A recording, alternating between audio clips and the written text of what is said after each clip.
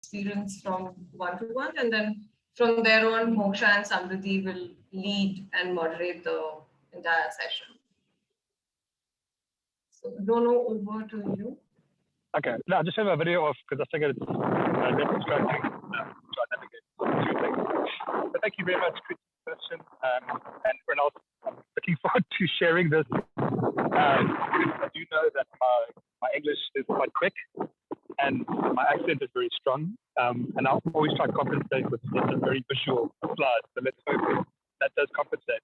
And yeah, I sort of borrowed a presentation that sort of talks a bit about one-to-one, but also about my own work, which is related to one-to-one. So if you'll bear with me, we might have to jump a few slides for the sake of time. So yeah, first of all, thanks, Kriti. I'd just like to remind people that South Africa is a country in the bottom of the continent. And sometimes you'd be surprised how many people afterwards are like, thank you, I didn't realize that. But I'm sure you guys know that already. Next slide, please. And I think what's important to talk about is a bit of the imagery of a place. And I'm sure there's similar conversations happening with all of our contexts, whether it's Ahmedabad or Bogota, or even your home regions, and that there's an image of your home that often gets sort of sold by whether it's tourism or your country's economic sort of brand. Next slide. And the truth is that there's also like a version that gets told the story of your home. So I use these three references of Wakanda, District 9, and the Incredible Hulk and the Avengers, because this is the kind of imagery of urbanity in South Africa that Hollywood has sort of jumped onto recently. And it's something that's quite important to recognize is the story of place, but also not just place, but the built environment. Next slide. And I think what's tied to that also is the image of the people. So this is how Hollywood talks about the people of South Africa. None of these people are South African, they play South African. Next slide. But these are the real people of South Africa who actually play themselves. And I think often it's not people, these things aren't accepted. That's like, you know, there's a version of Africa and South Africa that Hollywood stories can jump onto. And actually there's a true kind of thing. And there's an important distinction, I think, let's go to the next slide, that happens in our, and there's also the kind of, there's also the truth in terms of who are the kind of real shapers of the society besides the figureheads of those places. So they sort of get less attention, but actually are the ones working behind the scenes. Next slide. And again, some of these people wouldn't recognize because they're part of our sort of our celebration internally, but these are the people that arguably represent our country in more diverse ways than just Hollywood, even though that's most people see in terms of global impact. And then in terms of the real people of South Africa, I think I showed these slides to talk about who South African cities are. It's much more obviously diverse than what can be sold through those urban narratives, the people narratives. And again, like I know from my experience in about stories of your own spaces are equally as diverse and harder to kind of pick into mainstream kind of narrative. Next slide. And this speaks true to the cities as well. So these are three cities: Durban, Cape Town, and Johannesburg. And when you think about cities in South Africa, as a person from South Africa, often Cape Town and maybe not even Cape Town, but the fact that cities aren't really kind of African is something that comes to the front, or there's a certain image of an African urbanity that I think, like, these images don't speak to. But these are the cities. Next slide. And I think it's really important to acknowledge is who gets to tell these stories. So even the imagery of our cities is often told through locally oral histories, and these images here are actually the kind of like the illustrated history of South Africa through different voices at different parts. And those oral histories don't translate very well into kind of modern ways of telling stories of place. Next slide. But our story in South Africa is one of colonization. It is one of occupation. It is one that speaks to kind of industrialization and modernism in all of its positive and negative aspects. Next slide. Which includes the very recent history of the apartheid system and the kind of spatial effects of how that shaped our cities through the legalized racial separation of people in South Africa. Next slide. And tied to that, obviously, is the story of our liberation through those struggles to the current political system that we have, and who played the roles in that, and what those things mean. Next slide. I think it's important to look at contemporary South Africa and we talk about the country as a place or as a map or as an illustration, that there are multiple ways to read that. And I include these images because they speak about the different spatial narratives of how we illustrate and how we draw and how we represent the things like the territory or place or belonging. And these things come from a very particular, like normative place that, for example, the boundaries, we take for granted that they're political or that they're kind of tribal or ethnic. And actually, before there were those things, these boundaries didn't exist. They were just sort of like notions. So even these drawings have their kind of limits. Next slide. And what's important in the South African story is that these drawings also have power, and that this diagram on the left, which is the diagram of the apartheid city model, is a diagram that people, built environment practitioners, use to segregate the city as a shared illustration, a shared model, and as a plan. It was not something that just happened accidentally. There was intent in that drawing. There was an intent in what those laws that they were following were being sort of spatially manifested into reality through design, which we always talk about as a positive thing, but it also has a sort of power in perpetuating very negative things. Next slide. And I think for me, at least, the story starts in a very dense part of the country, arguably the kind of industrial hub of South Africa, which is Johannesburg. But it exists in a tiny little province called Gauteng, which most people don't even realize where Johannesburg is situated. But you can see how these spatial stories and how when they this massive area that is South Africa, on the left is the population density map, how actually large parts of our country are effectively empty because of the deserts and other parts, and how much of our story is situated in this tiny little pocket of Johannesburg. Next slide.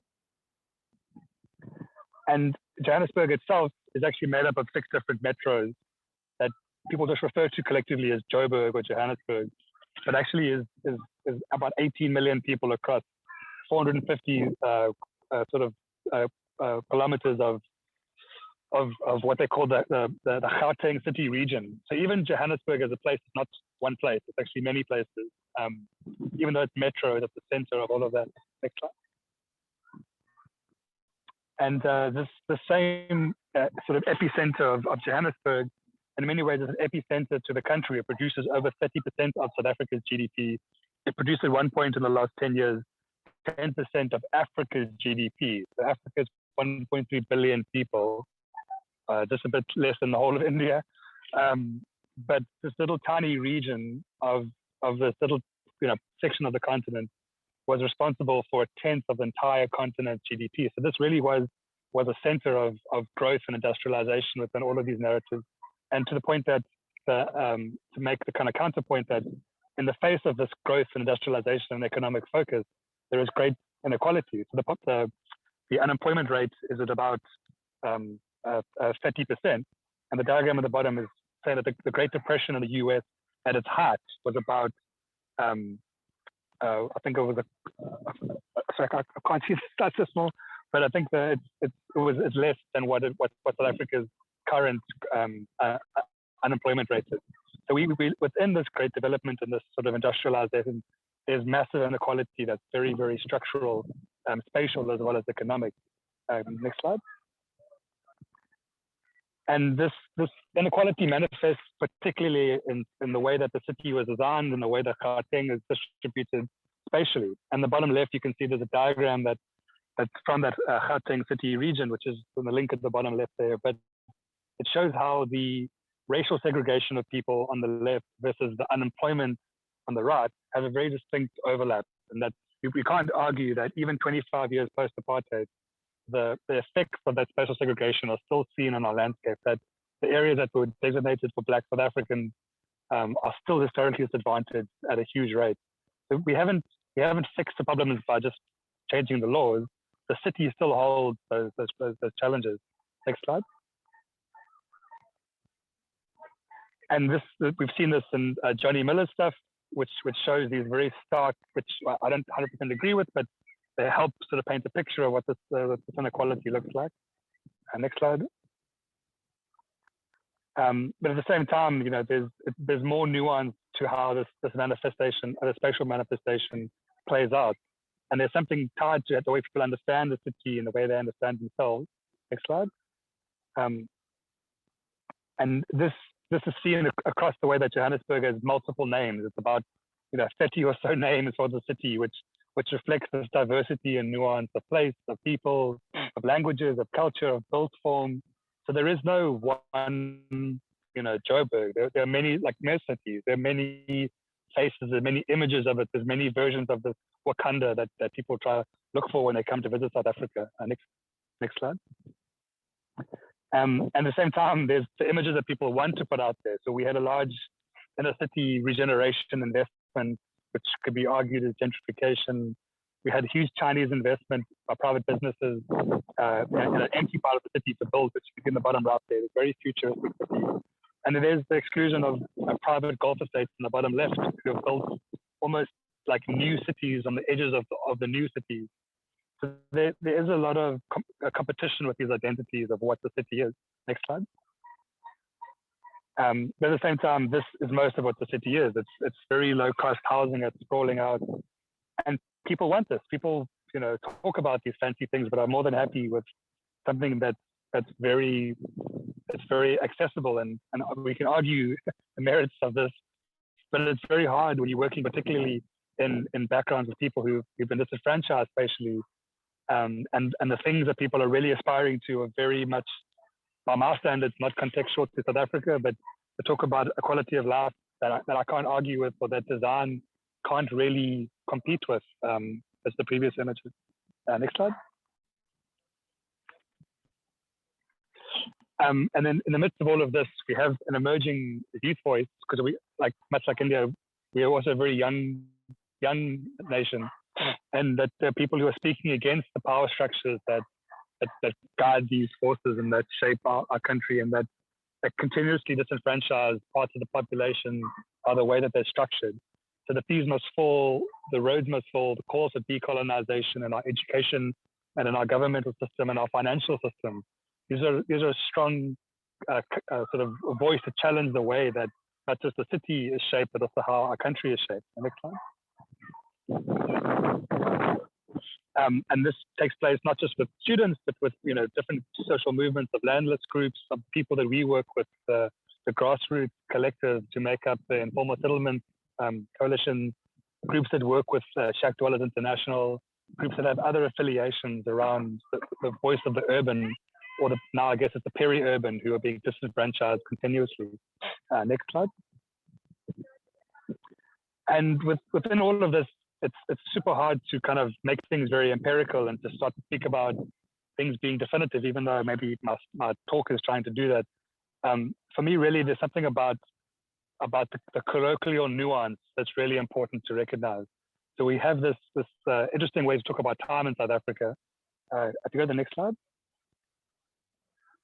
So when we talk about now, we're really talking about 4 different versions of right now, now, and just now. And while just now sounds like it's very immediate, just now is anything between now and a few weeks. Now is coming soon, but not really going to happen. Now is a very definitive period of time. So to kind of, next slide, to work with these kind of like colloquial readings, could you go next slide, please? To work with these colloquial readings of how we talk about time, for example, how we talk about place, to kind of work through the nuance, to speak to people in the way that we understand. There's something to recognize these realities, to recognize these multiple identities, to recognize the forces, and very importantly, to recognize, for me, for example, my own place in all of that, based on who I am and what I am and how I grew up. I think all of these things are the kind of ingredients and the variables that go into shaping how you practice and how you set up a practice and how you arrange your own organization and your own actions within that. Next slide. And I think what's been interesting and important for us as one-to-one is to kind of, again, I'm giving you guys a fairly kind of academic framing of this, because this is the position that I'm in now. I'm taking my PhD as a way to kind of ground these things.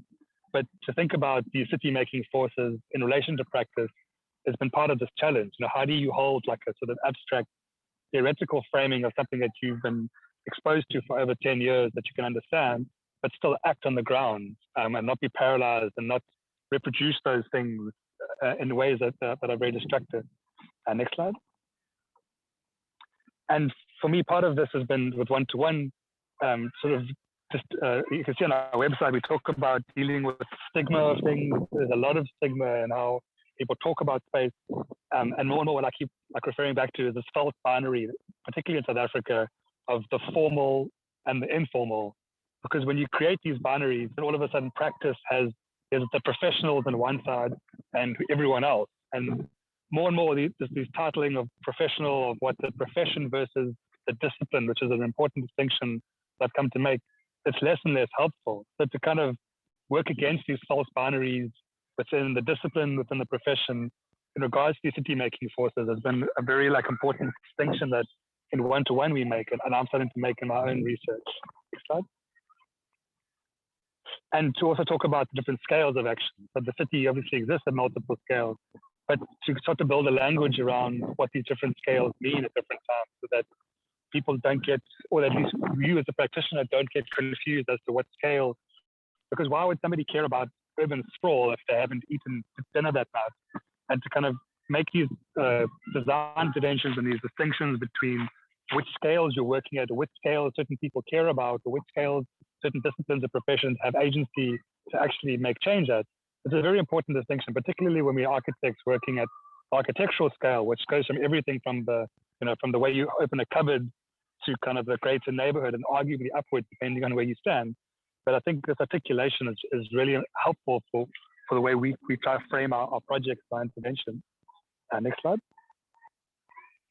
And also to know at what scale do things really work. So, to use these words like community or grassroots leadership or grassroots practitioners or social or CBOs, community-based organizations, they have different effects at different scales. And I think to pretend that people who are very spatially marginalized have the ability beyond the survivalistness of many people's lives to like make massive change easily without any sort of consequence, I think it's a dangerously romantic idea. Of course, social movements and people have the power to do that, but to kind of, as a designer, to ignore the fact that, again, at different scales, these different agencies play out, and to expect, for example, somebody to like clean up their own trash in one part of the city because they're, part of a marginalized group of people, and that's very romantic. That's like, the poor people are cleaning up their own stuff and building their own houses. That's also not right in many scales, because it's the role of the government or certain sectors of society to do that. So why must rich people have the luxury of not doing that, but poor people must do that? There's some very important distinctions, I think, to question within ourselves and to question the way that, things like Arc Daily and these like architectural kind of magazines and even urban magazines try to romanticize the agency of people who are often very marginalized. But conversely, it is a very powerful force to work with if you are working with it in its true form and you're kind of respecting that. Next slide. And I think for me, this is always a very important distinction to make on the personal scale, that sure, you're a professional, you're a disciplinarian in the sector, but you're also a person. You also are the city, you are a community, you are these things. And that's not to say then that you now have license to kind of ignore them, but to me, there's this constant reflection of this line of a kind of, again, I'm not going to make up a word, but this like axis of intimacy between your professional role, your personal role. And it's just something that I keep reflecting on. And these are the sort of diagrams that I've made around framing our practice and also the limits of practice. Next slide. Next slide, sorry. So I think this just comes at the end of my talk, is that just, sorry, go for it. Yeah, there's this idea of ethics as being something that's not one source. There's no, I've done all the ethics, I'm the right person. Ethics is this continuous reflection of this kind of axis of intimacy. Ethics is something that you're constantly renegotiating, you're constantly questioning.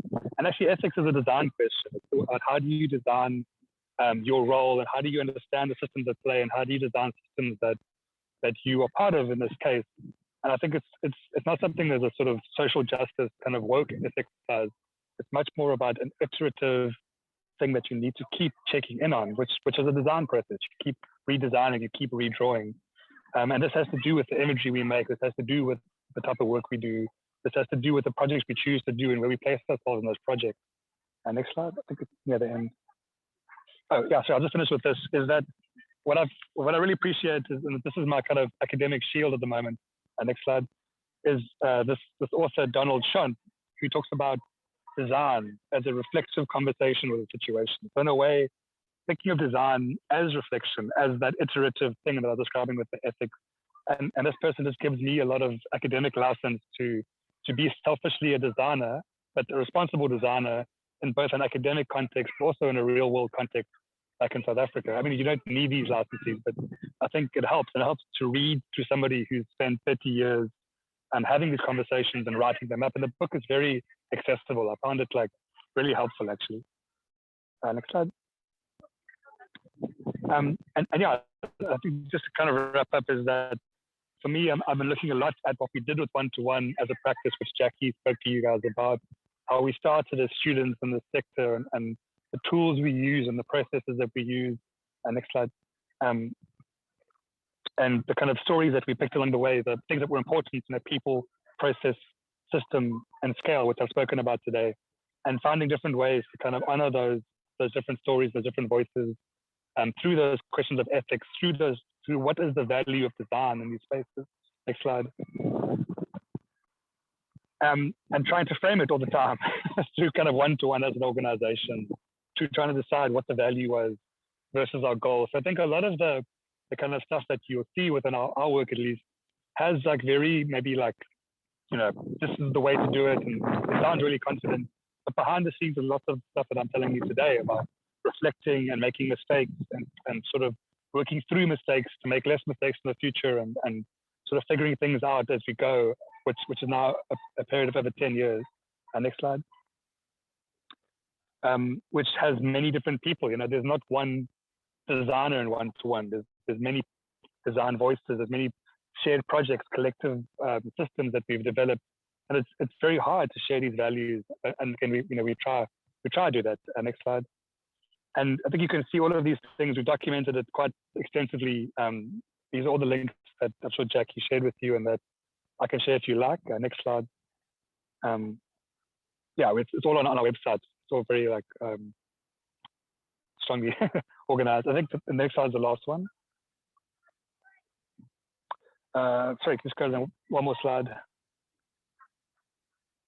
Yeah, and I think more and more we realize the kind of importance of tools and process, and our role as designers is much more in sense of responding less about designing something perfectly to be technical, the way the profession of architecture shapes us, but more how do we bring our socio-technical and understanding as people, and how do we push values through design. So more and more the stuff we do has a focus on tools and methods that lead to build products, that lead to technical, but we're much less concerned with the ownership of those technical products. I'm much more interested in the process, and by sort of taking ownership of our role as practitioners in the process, there's actually a whole world of design that we can celebrate and enhance, and it's a sort of unclaimed field, So it's a new space. You spend less time competing with your architect, classical capital A architect peers than you do the people who want to work with you and collaborate towards actually shifting things and doing things. And I'll stop there. I'm sure there's a bunch of questions you guys have prepared, but I just thought it was important to share what's behind the how and some of the questions of the how that we've been struggling with and are still working through even after 10 years of doing this.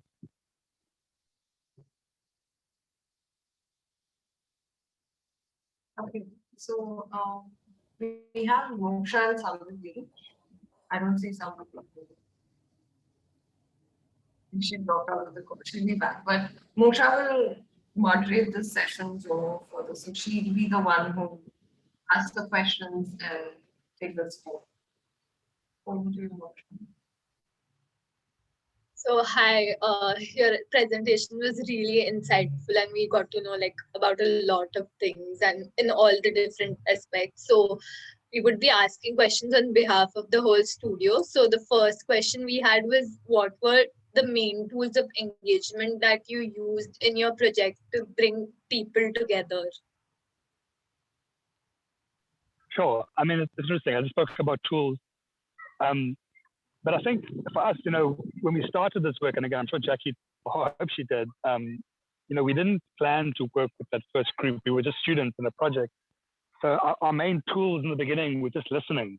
And that diagram that I showed about this idea of like understanding yourself as a person as well as a practitioner, I think these are important, maybe not tools, but a sort of approach to engagement, is that you can be both. You don't have to put on one hat and take the other hat off. You can, as designers, we have ability to be very, to hold different positions simultaneously.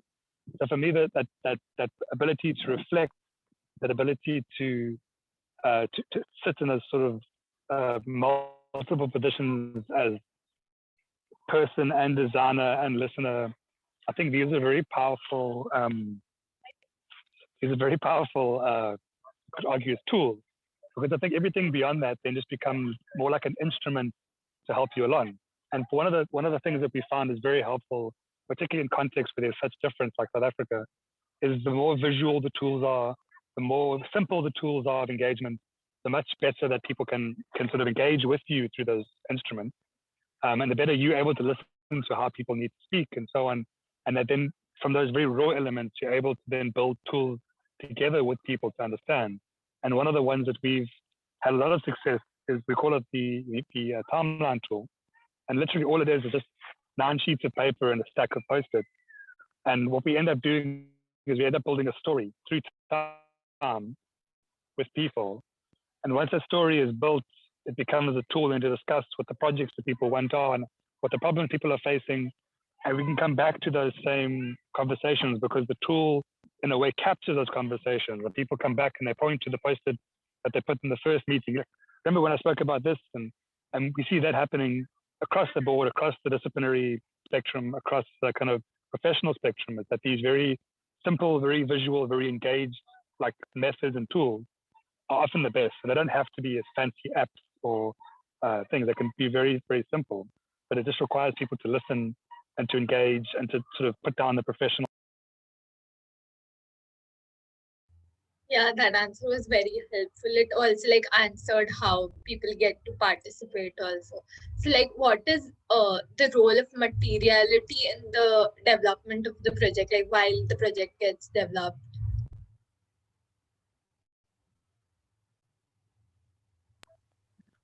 Sorry, what's the question? What is the role of materiality during, like, while the project is developed? I mean, yeah, that's a big question actually.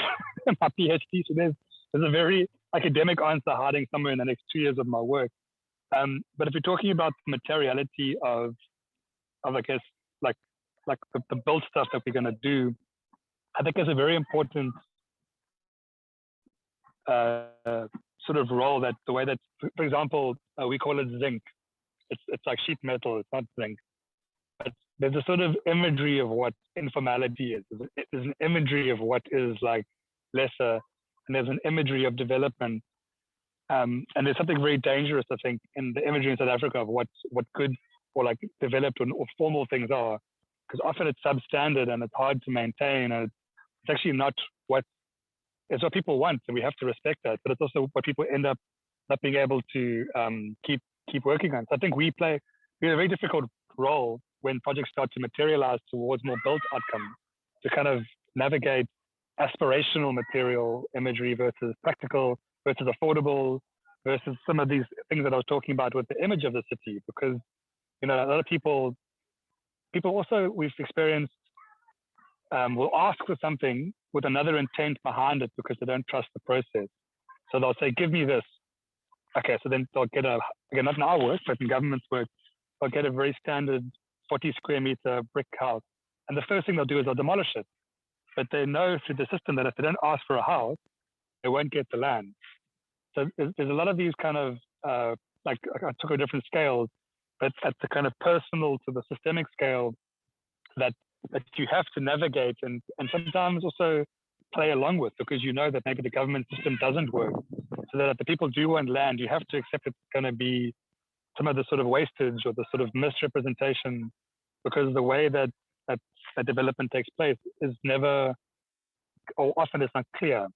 So I think this idea of materiality towards technical outcomes is a very negotiated and iterative thing. Yeah, like that was very helpful. Also, like, what do you think is your disciplinary contribution from the view of a social design? Can I ask what you mean by social design?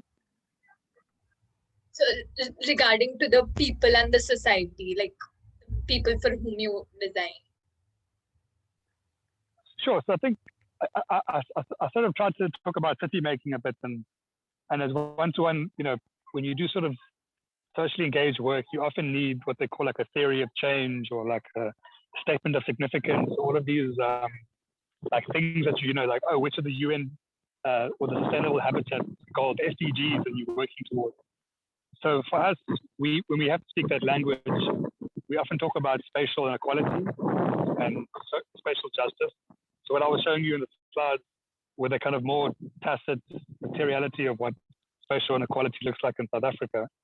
But it's not that clear line like in a Times Magazine picture where there's poor people on the left and rich people on the right. Spatial inequality has a much more it's much more grained culture, and you can be living in a very well-off area and be very disadvantaged. So for us, we kind of speak about spatial inequality not just as a there and here type of thing, but as a way that we understand the city. And I think for us, we focus on the practitioner part of that bigger challenge, and that how can we do work as practitioners? How can we make more practitioners? How can we shift the practice of that work? I think that's kind of how we talk about socially engaged design towards bigger impact, because I don't believe that a technical, like people can make their own houses. You don't need an architect to design a better house. And all of those projects that come out of Northern Europe that try to fix Africa, and I'm sure you have similar things in India, that design a better house or have some water filtration system. Like there's a reason that those projects have been going for 30 years and none of them have done anything, because housing is often not a technical problem, it's a socio-technical challenge at a multiple scales. And I think more and more that we think about architecture only being able to like design better than people who don't have technical skills, the more we're going to follow that trap. And the truth is, when we work at a small scale to shift a big scale challenge, that moving between those scales that I was talking about, that's real design, I think. And there's a lot of power and the ability that architecture as a discipline has to make those connections. So for us, at least, it's about working through those scales of the personal to the systemic, but shifting spatial design practices, what we call it. It's not even just architecture. We talk about more collective spatial design as a way to like change the city and to Yeah. So like we wanted to also know about this. So like what is the like role of the government and also like effects of the participatory budget that's there on the project? So in South Africa, we talk about 1994. It was that moment that I showed when we had liberation from the previous system. And what we talk about is the post-94 government has lots of programs and mechanisms that they've put in place over 27 years now to try and create social and spatial change. And the challenge is that they've actually built something like 3.5 million houses, which is a huge number, free people. And part of the challenge is that the backlog, like the list of houses, it's bigger now than it was 27 years ago.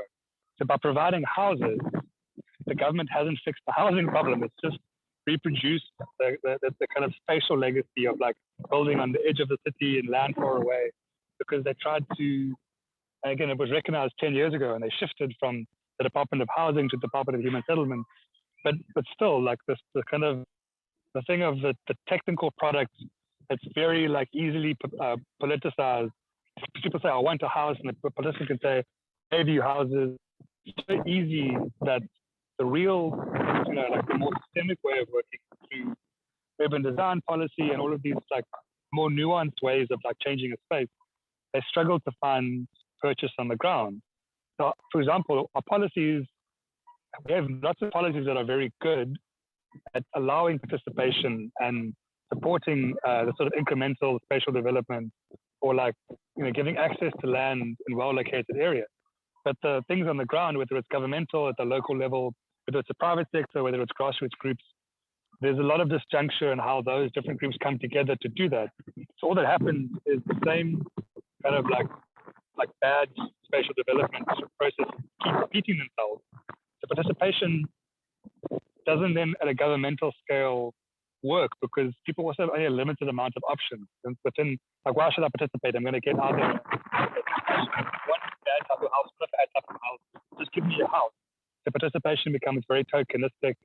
And one of the jokes we have is the joke hashtag called a hashtag it's not participation unless somebody points at a map, because it's very easy to like make participation look like it's happening by taking a few pictures of like certain people pointing at models and maps. But the truth is we know that doesn't happen. So I think participation is a different role at different scales and in different types of projects. And I think if we're designers, we should know that. And we should also know the limits of participation and not romanticize that because people have been engaged, that they are participated. It doesn't always the case. And participation isn't something that only architects do with poor people. Participation is just good design. It's how you talk to your clients, how you engage people, how you engage your project partners. So I think we should also be careful to not romanticize participation, but see it as like good process, and like I said, like good.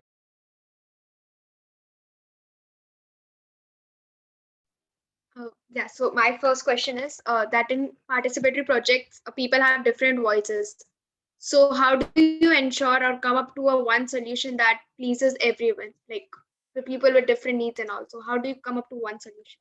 That's a really good question. My very simple answer is there's no such thing as everyone agreeing. It's a myth.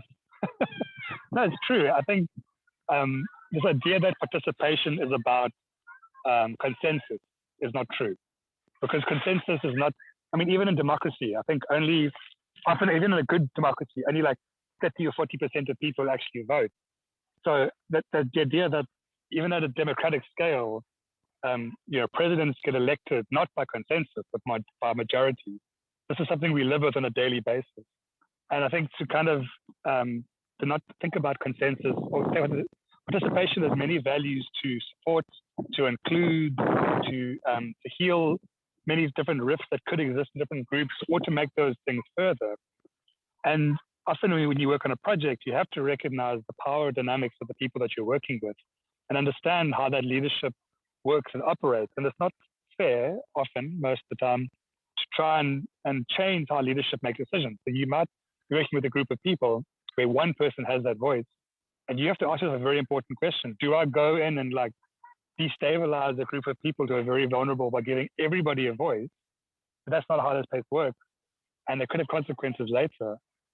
Or do I just listen to this person who's a bit of a bully, but the project will be good in the end? Or I'm not saying I have an answer, but I'm just saying I think that's often what's at play. And I think it's a very romantic idea that, again, I blame the art dailies and these like very simplistic magazines or ways that architecture shows participation as if, I mean, even in the Mandini poll in Ahmedabad, there's 8,000 people.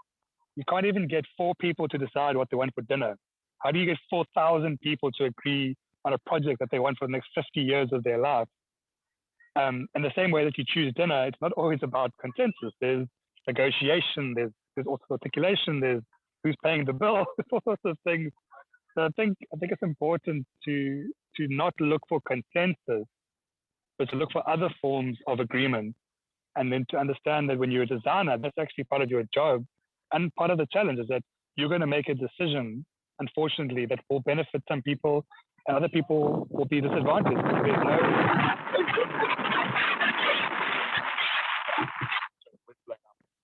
I think you have to accept that, particularly when you're working with people who are spatially marginalized, that there are people who are going to not win out of this. Yeah. My next question is, can you give us some insight upon the problems or the hurdles you face while getting the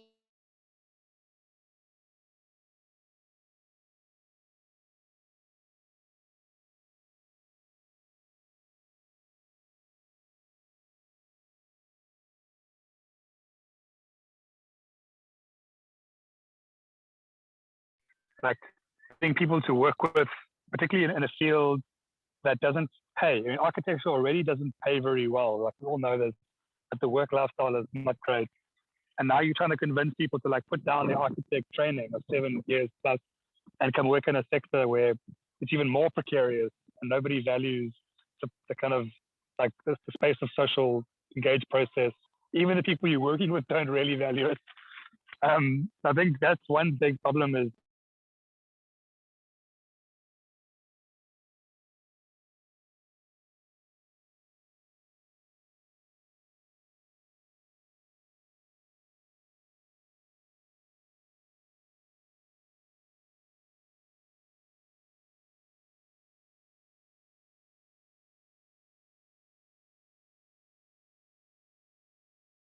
we built a career out of the fact that there's a messed up situation in our country. And I think it's just important to acknowledge that and not forget that the work we do is not perfect, it's not altruistic. So I think that's one of the big challenges as a human being. How do you personally navigate those massive questions of what's my value and worth in this? Am I benefiting more than people I work with? And then trying to do the work still and trying to encourage people to do the work and navigating those. So I think that's at a personal scale, one of the most tricky things because it keeps coming up every day, every moment, every time. At least, yeah, that's a big part of it. Because I think the other things to talk about funding, about governmental challenge, about stigma, I think those are quite common and people talk about them a lot. So I won't give that airtime, but I just wanted to kind of echo, and I'm sure Sebastian and Kruti are nodding, like that's a very unspoken about part of this work, is that there's a lot of personal, I wouldn't say guilt, but like questions around guilt and value and process and benefit that are very hard, and there's no real answer. You kind of have to accept a compromised version of what you think is good. Yeah. So my third question is that participatory project is all about engaging with people. So can you give us some critical points that you learned while engaging with people? Sorry, the last bit dropped off. Engaging with? While engaging with people, can you give us some insight about critical points you learned from them, which helped you in designing your project? Yeah, I mean, sort of the flavor whole project, maybe, I think I spoke a lot about personally critical points, maybe too honest. I wonder if people are shaking their heads behind. I think there's a lot of stuff around it, just to say the kind of technical moments that obviously people understand a lot better. Not just, like you can design something perfectly and the detail is drawn amazing and it's the best, sustainability and the U value and the carbon footprint, or it's the perfect detail. But the truth is the perfect detail is the one that's sort of, the best detail is not the most perfect detail often. Somebody might have a way that they fuse two pieces of metal together that's not the best, but that might be the only way they have to repair that. So if you come along with another type of fixing and it breaks and it falls apart, it'll never work. So I do think there's something around like a respectful compromise of not local knowledge, but like contextual, technical detailing of how people, and trying to understand that, I think is always really important. So it doesn't matter if you have a better idea, what idea is going to achieve the best term over the long period based on all the variables of that local context and the resources available, which is actually a lot more innovative. It's a lot harder to design a detail that is sort of compromised and shift the kind of values that school might teach you and be respectful of the values that people operate by. I think that's an important lesson, I think, that I've definitely picked up over the last decade. Thank you. So these were the questions from my side. If anyone has any questions. Thank you.